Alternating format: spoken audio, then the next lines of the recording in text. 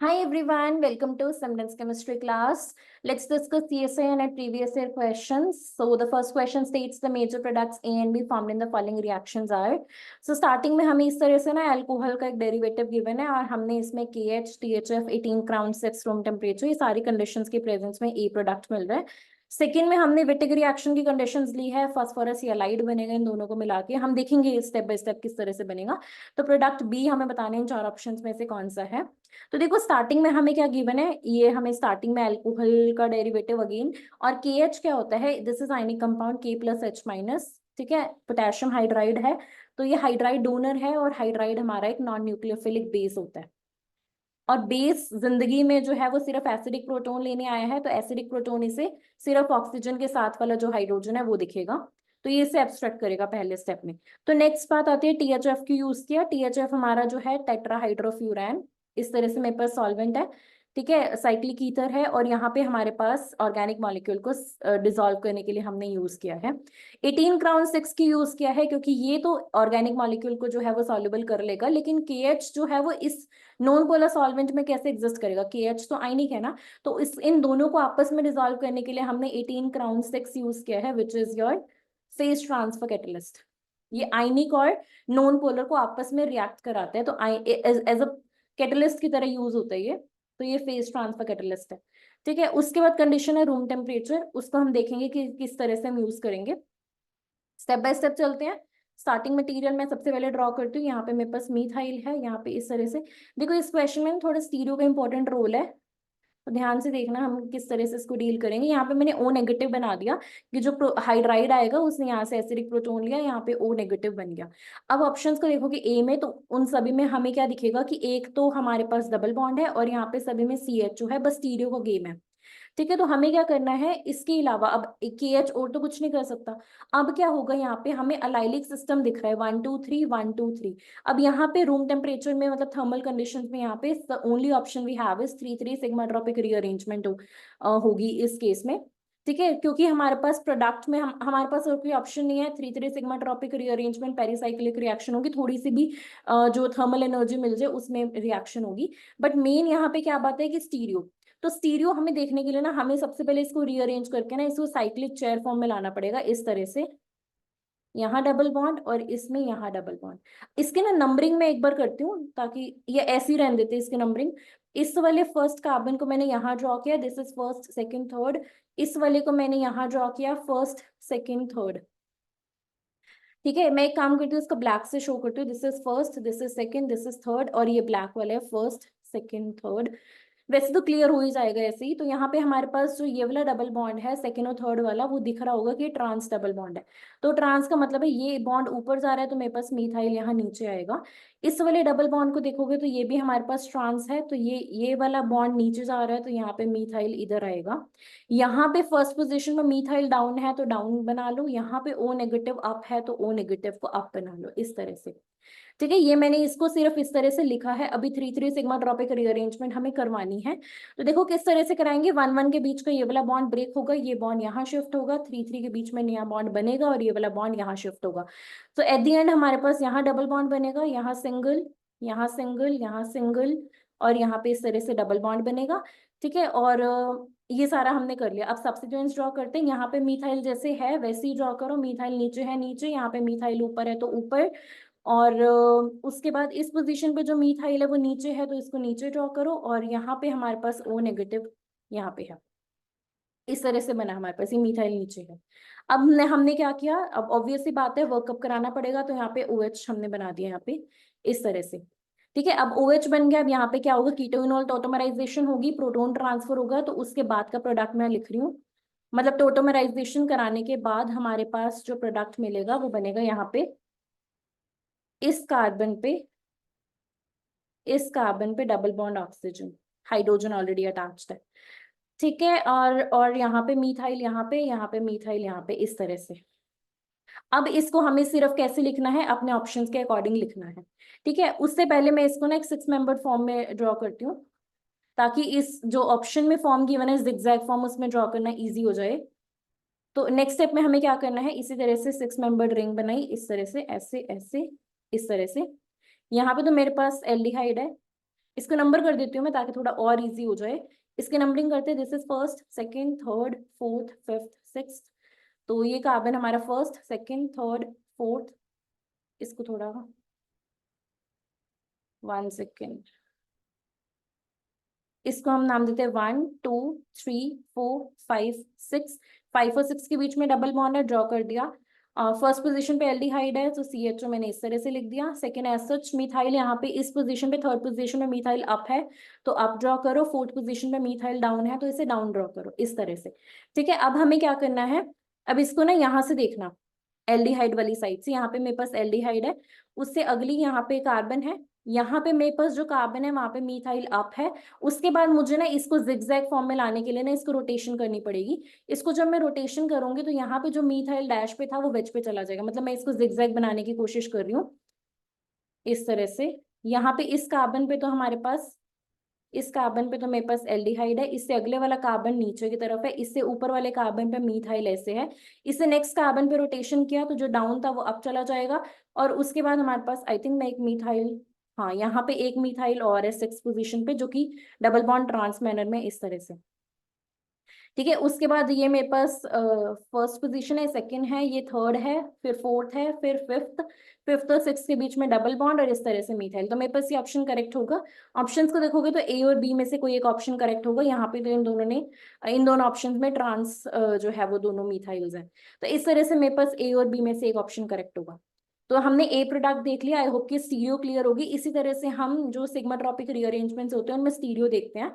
अब चलते हैं हम बी प्रोडक्ट पे कि बी किस तरह से आएगा। ए तो इन दोनों में से कोई एक है। तो अब यहाँ पे क्या होगा, यहाँ पे मेरे पास ये वाला ब्यूली क्या होता है, एक स्ट्रॉन्ग बेस होता है। ठीक है, ऑर्गेनो मेटालिक बेस है। ये वाला जो पोजीशन है यहाँ से ये प्रोटोन लेगा, PPH3 पॉजिटिव बनाएगा और यहाँ पे मेरे पास नेगेटिव बनाएगा, और बाकी 1 2 3, 1 2 3 इस तरह से मेरे पास ये लाइट बनेगा, पी लाइट। और इस लाइट को देखोगे तो इसका हाइड्रोकार्बन पार्ट अटैच्ड है तो अनस्टेबलाइज्ड है। अनस्टेबलाइज्ड लाइट्स जो होता है हमेशा जी एल्कीन देते हैं। ठीक है, अब हमें क्या करना है, हमारे पास जो प्रोडक्ट बना है इसमें एल्डिहाइड को थोड़ा एक्सपैंड करके लिखती हूँ मैं। यहाँ पे मैं लिखा CHO, ये इसको इस तरह से देखो, इसको मैंने लिखा C डबल बॉन्ड OH। ठीक है, यहाँ से ये कार्बोनिल ये और फॉस्फोरस ये सारा चला गया और हमारे पास क्या बनेगी, हमारे पास जो एल्कीन बनेगी वो जी एल्कीन बनेगी। तो देख लो इन दोनों ऑप्शन में से जी एल्कीन कहाँ पे है। ये वाला जो, ये वाला जो डबल बॉन्ड है वो तो एज इट इज रहेगा, लेकिन जी एल्कीन जो है वो इस केस में है। तो यानी कि हमारा क्लियरली क्लियरली प्रोडक्ट बी जो है, जो ऑप्शन बी है वो हमारा करेक्ट ऑप्शन है। सो आई होप, इसमें बहुत सारे कॉन्सेप्ट यूज हो रहे थे, इसमें स्टीरियो का कॉन्सेप्ट यूज हो रहा था, इसमें हमारे पास सिग्माट्रोपिक रीअरेंजमेंट्स का कॉन्सेप्ट था, इसमें विटिग रिएक्शन थी, जो सेकंड वाली रिएक्शन है विटिग है। इसमें सारे कार्बन्स देखने की जरूरत नहीं है, बस ये देखना कि अनस्टेबलाइज्ड हैलाइड है तो जी एल्कीन मिलेगा। ठीक है, so for this option, this question B is the correct option. अब हम चलते हैं अपने नेक्स्ट क्वेश्चन पे। नेक्स्ट क्वेश्चन देखो, the major product of the following reaction sequences. तो हमारे पास इस तरह से, हमारे पास स्टार्टिंग में एक इंडोल का डेरिवेटिव है। ठीक है, इसमें हमने ये ऐड किया है एल्कीन, और हमने PDOAC ट्वाइस PPH3 और हमने ट्राइथाइलामीन यूज किया है। तो बेसिकली इनका काम क्या होता है, जो हमारे पास PDOAC ट्वाइस है, OAC तो नेगेटिव होता है ना, ये PD2 है, तो ये जो PPH3 है ये मिलके इसे PD0 में कन्वर्ट करेंगे, क्योंकि PD0 जो है फिर वो हैक रिएक्शन करेगा। ठीक है, हैक रिएक्शन करेगा। अब सबसे पहले स्टेप में क्या होगा, मैं मैकेनिज्म तो नहीं बता रही, लेकिन पहले स्टेप में अब देखो यहाँ पे एक तरफ ब्रोमीन है एक तरफ आयोडीन है। वी नो आयोडीन जो है वो एक अच्छा लिविंग ग्रुप होता है, तो यहाँ पे जो पैलेडियम है वो सबसे पहले स्टेप में ऑक्सीडेटिव एडिशन होगी। जो पैलेडियम है वो इस कार्बन और इस आयोडीन के बीच में आके इंसर्ट हो जाएगा। ठीक है, इसको मैं इसी में शो कर रही हूँ, क्योंकि पीडी जो आई है वो एक अच्छा लिविंग ग्रुप है, तो यहाँ पे PDI हो गया। उसके बाद इसकी सेल्कीन के साथ इंसर्शन होगी, उसके बाद ये पूरा का पूरा ये जो कार्बन वाला पार्ट है ना वो यहाँ पे माइग्रेट होके जाएगा। ठीक है, तो इस तरह से हमारे पास जो है हैक कपलिंग होगी। हैक कपलिंग से इस वाली पोजीशन पे, जो नाइट्रोजन के इस वाली पोजीशन पे ये वाला जो है वो डबल बॉन्ड आके लग जाएगा। तो यानी कि ये वाला इस तरह से आके लगेगा, इस तरह से। ठीक है, यानी कि इन दो ऑप्शंस को तो कर दो एलिमिनेट। क्योंकि सबसे पहले आयोडीन की बारी आएगी। नेक्स्ट स्टेप में फिर से हमारे पास PD0 की तैयारी कर रखी है और हमें दोबारा से एल्कीन गिवन है, तो अगेन ऑक्सीडेटिव एडिशन होगी, फिर एल्कीन की इंसर्शन होगी, फिर एल्कीन की इंसर्शन के बाद हमारे पास जो है फिर वो माइग्रेशन होगी, 1-2 माइग्रेशन जो होती है, उसके बाद हमारे पास जो है वो फिर पैलेडियम जो है वो रिडक्टिव एलिमिनेशन करके जाता है। वो सारे स्टेप्स होंगे, तो वो कहाँ पे होंगे, वो इस ब्रोमीन के साथ होंगे। नेक्स्ट स्टेप में जब एक बार ये बन गया तो अगले स्टेप में पैलेडियम जो है वो ब्रोमीन, कार्बन ब्रोमीन बॉन्ड में इंसर्ट होगी, यहाँ पे आया PD, यहाँ पे आएगा Br। ठीक है, उसके बाद हमारे पास ये जो है ये वाली एल्कीन के साथ, मैं इसको यहाँ ड्रॉ कर रही हूँ, इधर ऐसे ऐसे ऐसे OH इसके साथ आके इंसर्ट होगी। इसके साथ इंसर्ट होने के बाद जो ये वाला पूरा का पूरा है वो शिफ्ट हो जाएगा कहाँ पे, इस कार्बन पे।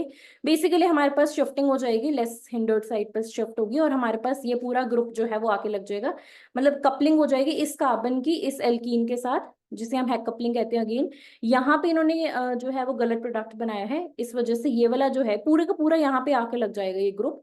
ठीक है, और ये एल्कीन, तो हमारे पास डी ऑप्शन जो है वो करेक्ट है। 2 बार हैक कपलिंग होगी। मैकेनिज्म में ना जाना, मैंने यहाँ बता दिया, पहले स्टेप में ऑक्सीडेटिव एडिशन होगी, दूसरे स्टेप में हमारे पास यहाँ पे एल्कीन की इंसर्शन होगी। एल्कीन की इंसर्शन के बाद हमारे पास माइग्रेटरी माइग्रेटरी इंसर्शन होगी। माइग्रेटरी इंसर्शन के बाद हमारे पास रिडक्टिव एलिमिनेशन होता है। उससे पहले हमारे पास हाइड्राइड ट्रांसफर भी होता है। वो सारे स्टेप्स करने के बाद हमारे पास जो है वो यहाँ पे हमारे पास डी ऑप्शन करेक्ट होगा। क्लियरली मतलब इसको देखते ही इसमें इतना ज्यादा लोड लेने की जरूरत नहीं है। जैसे ही इसको देखोगे तो सबसे पहले आयोडीन की इसके साथ हैक कपलिंग कर दो। बेसिकली इस कार्बन को पकड़ो, ध्यान से देखना कौन से कार्बन को, इस कार्बन को पकड़ो और इस कार्बन के साथ कपल कर दो।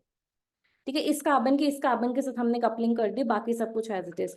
अगले स्टेप में इस कार्बन को पकड़ो और इसके साथ कपल कर दो, तो वैसे ही हमने किया। ठीक है, सिर्फ ऐसे ही हमने दोनों केसेस में कपलिंग करनी थी। D is the correct option for this question. That's it for this one. Let's move on to the next question. Next question देखो, तो हमारे पास स्टार्टिंग में नेफ्थोल गिवन है, अल्फा नेफ्थोल, और हमें इपॉक्साइड गिवन है, सब्स्टिट्यूटेड रिंग है, sodium hydride, again non nucleophilic base है। इसको सिर्फ एक ही काम है, ये वाला प्रोटॉन लेना। ठीक है, उसके बाद हमें प्रोडक्ट ए बनाना है, अलोंग विद स्टीरियो हमें बताना है। उसके बाद क्योंकि ऐसे तो कोई भी बना ले, स्टीरियो थोड़ी इंपॉर्टेंट होती है। उसके बाद हमें प्रोडक्ट बी बताना है नेक्स्ट स्टेप में। तो देखो सबसे पहले स्टेप में क्या होगा इस नेफ्थोल का, इसको हमने बनाया O नेगेटिव, ये O नेगेटिव है। ठीक है, अगले स्टेप में हमारे पास हाइड्रा इस तरह से इपॉक्साइड है।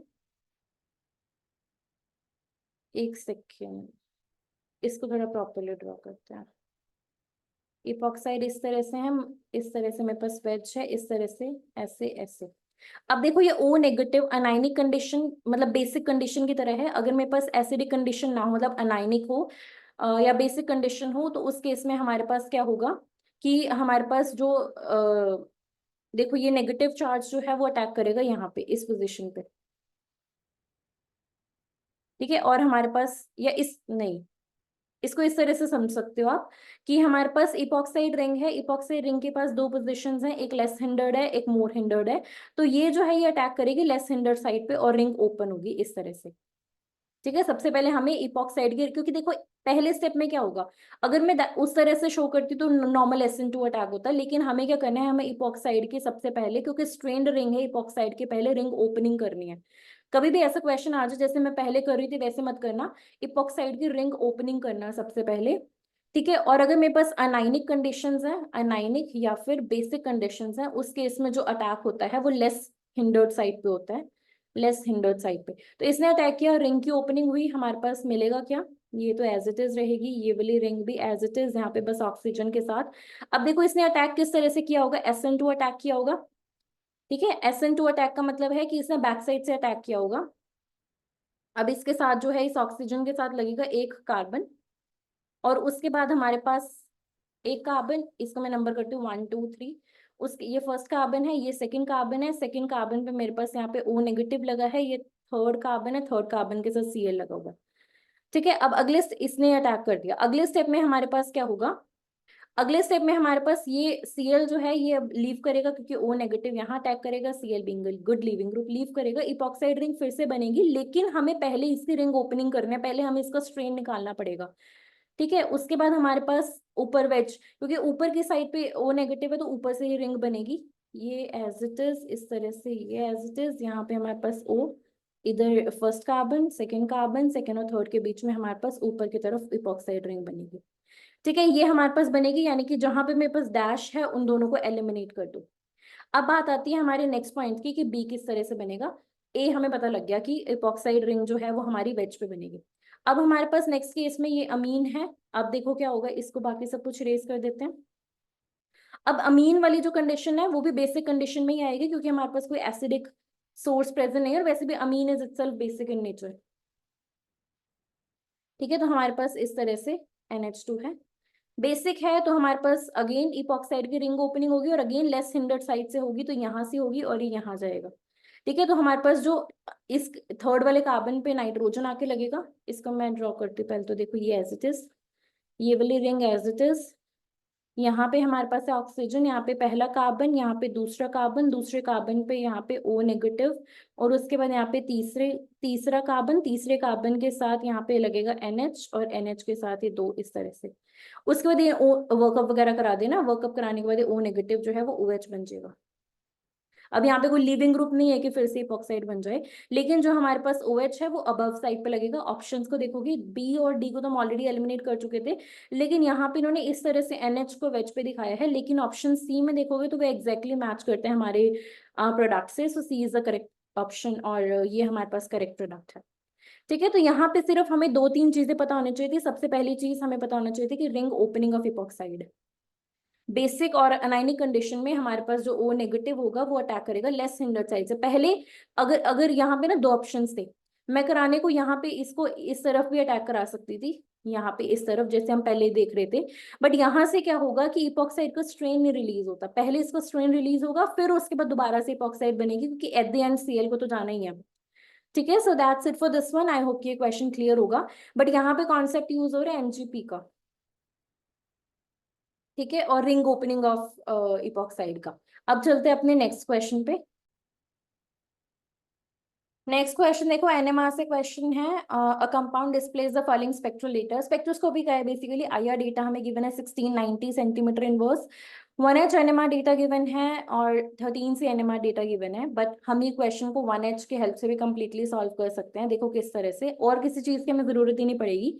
2.5 डेल्टा वैल्यू सिंगलेट, 3 प्रोटॉन्स के कॉरेस्पॉन्डिंग, यानी कि ये वो हाइड्रोजन है जो कि एक वीक डी शील्डिंग ग्रुप से अटैच्ड है। यहाँ पे जो CH3, ये वाले जो हाइड्रोजन होते हैं ना, 3 हाइड्रोजन, इनका आते हैं सिंगलेट, और क्योंकि वीक डी शील्डिंग ग्रुप से अटैच्ड है, तो यहाँ पे हमारे पास इनकी जो डेल्टा वैल्यू होते हैं वो 2.1 2.5 के आसपास आती है। तो यानी कि मेरे पास इस तरह की सिचुएशन होनी चाहिए कि कार्बोनिल के नेक्स्ट में CH3। एक तो यहाँ पे है सिचुएशन, यहाँ पे नहीं बन रही, इसको एलिमिनेट कर दो, यहाँ भी हो सकती है, यहाँ भी हो सकती है, तो मतलब इस सिर्फ एक डेटा के बेसिस पे हमने एक ऑप्शन को एलिमिनेट कर दिया। अगले देखो 3.8 पे सिंगलेट है 3 हाइड्रोजन के कॉरेस्पॉन्डिंग, ये कब आ सकता है, ये आ सकता है हमारे पास OMe के केस पे। जो ये OCH3 होते हैं ना, ये 3 हाइड्रोजन हैं, इनके कॉरेस्पॉन्डिंग हमारे पास देखो यहाँ पे इस नेक्स्ट वाले कार्बन पे कोई भी प्रोटोन नहीं है। ठीक है, तो हमारे पास जो OMe होता है ना, इस तरह से ये 3 हाइड्रोजन का देता है, और ये ऑक्सीजन का जो है इलेक्ट्रोनेगेटिव इफेक्ट की वजह से डीशील्डिंग होती है, और यहाँ पे डेल्टा वैल्यू 3.8 से 4 के आसपास ही आती है। तो मेरे पास OMe होना चाहिए, तो OMe मेरे पास डी ऑप्शन में नहीं है ना, डी में मेरे पास OMe नहीं है। दैट मीन्स कि हमने 2 डेटा के बेसिस पे 2 ऑप्शंस को तो एलिमिनेट कर दिया। अब रह गया 6.9 7.8, डबलेट डबलेट, जे वैल्यू 8 हर्ट्ज 8 हर्ट्ज 8 हर्ट्ज जो होते हैं वो कॉरेस्पॉन्डिंग टू ऑर्थो कपलिंग होती है। ठीक है, 2 हर्ट्ज होते हैं मेटा कपलिंग के कॉरेस्पॉन्डिंग, 2 हाइड्रोजन के कॉरेस्पॉन्डिंग। दैट मीन्स कि डेफिनेटली डेफिनेटली जो हमारा प्रोडक्ट है वो डाई सब्स्टिट्यूटेड है, और कैसा, इप्सो पैरा डाई सब्स्टिट्यूटेड, इस तरह का। अगर इस तरह का यहाँ पे इस तरह से मेरे पास सब्स्टिट्यूशन होते हैं ना, इप्सो पैरा, यहाँ पे कोई सब्स्टिट्यूएंट, यहाँ कोई सब्स्टिट्यूएंट, तो ये 2 हाइड्रोजन एक तरह के होते हैं HA और ये 2 हाइड्रोजन दूसरी तरह के होते हैं HB। तो मेरे पास इस तरह से इप्सो पैरा सब्स्टिट्यूशन होते हैं। इस बेस पे हम इसको भी एलिमिनेट कर सकते हैं, क्योंकि यहाँ पे मेरे पास तीनों जो प्रोटोन्स हैं, ये वाला 1 2 3, ये सारे प्रोटॉन्स जो हैं वो डिफरेंट टाइप्स के होते हैं, तो इस वजह से हम इसको एलिमिनेट कर सकते हैं सी को। सो बेस्ड ऑन दिस ए हमारा एब्सोल्युटली करेक्ट ऑप्शन है। तो देखो यहाँ पे ये दोनों प्रोटॉन्स हैं, इनकी जो डेल्टा वैल्यू है वो क्या होगी। अब यहाँ पे ऑक्सीजन को देखो ध्यान से, ऑक्सीजन का हमारे पास यहाँ पे प्लस एम इफेक्ट होता है। प्लस एम की वजह से ये यहाँ पे इलेक्ट्रॉन डेंसिटी को बढ़ाएंगे, ये होंगे शील्डेड, और शील्डेड होने की वजह से इनकी डेल्टा वैल्यू कम हो जाएगी, तभी इनकी डेल्टा वैल्यू 6.9 के कोरस्पॉन्डिंग है।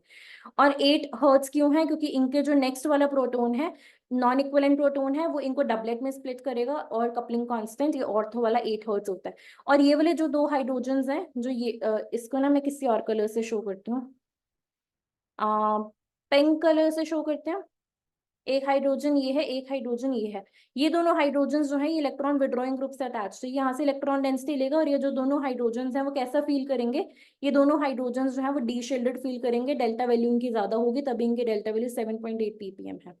तो based on only 1H NMR हम कंक्लूड कर सकते हैं कि हमारा करेक्ट ऑप्शन ए है। लेकिन बाकी डेटा को भी देख लो अगर देखना चाहते हो तो 1690 जो होता है वो कॉरेस्पॉन्डिंग टू कीटोन होता है। कीटोन के कॉरेस्पॉन्डिंग होता है 1690 IR डेटा, और कीटोन भी कैसा, जो हमारा कॉन्जुगेटेड कीटोन होता है, कॉन्जुगेटेड कीटोन। अदरवाइज जो कीटोन होता है वो 1710 1715 के आसपास देते हैं, लेकिन कॉन्जुगेटेड के केस में IR वैल्यू कम हो जाती है। NMR में 197 भी कीटोन को कॉरेस्पॉन्ड करते हैं, तो बेस्ड ऑन दिस हम एस्टर्स को ऐसे एलिमिनेट कर देते, ठीक है। और 6.9 6.8 की कॉरेस्पॉन्डिंग हमने ये देखा कि हमारा जो सब्स्टिट्यूशन है वो इप्सा पैरा सब्स्टिट्यूशन है। So that's it for this one. अब चलते हैं अपने लास्ट क्वेश्चन की तरफ। इस क्वेश्चन को देखो, the major product formed in the following reaction is, तो हमारे पास इस तरह से स्टार्टिंग में गिवन है, ठीक है। इसमें हम ऐड करें NaHMDS, Na positive, HMDS negative, hexamethyl disilazide है, sodium hexamethyl disilazide which is basically LDA जैसा होता है, ये भी हमारे पास एक बल्कि बेस होता है, बल्कि बेस का काम करता है।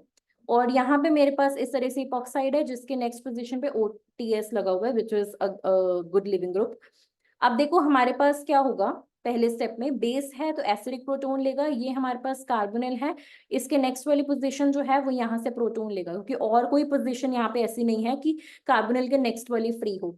तो यहाँ से इसने प्रोटोन लिया, यहाँ पे नेगेटिव चार्ज आया। अगले केस में क्या होगा, मैं इसको सामने दिखेगी, पहले मैं ना इसको ड्रॉ करती हूँ, यहाँ पे N, यहाँ पे O, यहाँ पे डाउन साइड पे इस तरह से ऐसे, यहाँ पे है डबल, इसका इनोलेट बना लेना, मैं यहाँ नहीं बना रही, बट ये इनोलेट बनेगा।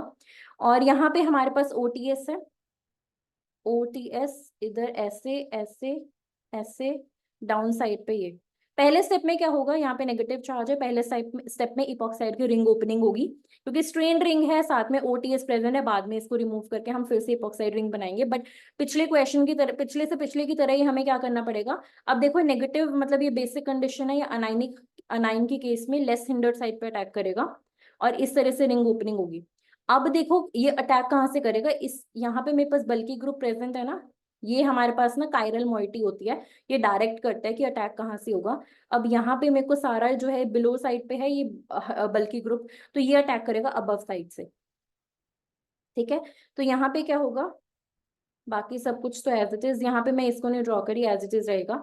इसने अटैक किया अबव साइड से ऐसे, यहाँ पे एक 1 2 3, ये जुड़ा फर्स्ट कार्बन से, फर्स्ट कार्बन ये है, सेकंड कार्बन ये है, ठीक है। सेकंड कार्बन पे O नेगेटिव लगा दो, और यहाँ पे थर्ड कार्बन पे लगा दो OTS, ये हमारे पास बन गया। और ये वेज, वेज पोजिशन है, ठीक है। अब नेक्स्ट स्टेप में क्या होगा, O नेगेटिव जो है वो यहाँ पे अटैक करेगा, OTS being a good leaving group leave करेगा, तो मेरे पास बनेगा क्या,